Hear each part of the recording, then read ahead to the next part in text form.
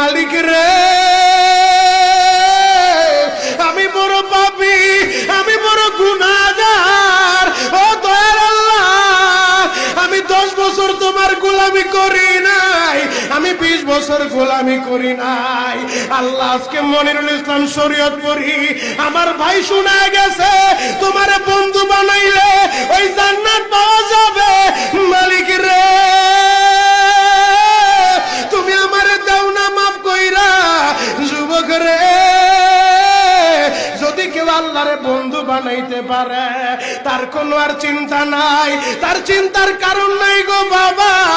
এ যুবক ভাইরা, দাড়ি পাকা বাবাজিরা, সবাই আমার দিকে একটা নজর তাকান। এই যে দেখেন আমি হাতের ভিতরে আহারের টিস্যু দিয়া কাফনের মতো একটা দৃশ্য বানায় ফেললাম। এমন একটা কাপড় আপনার শরীরে একদিন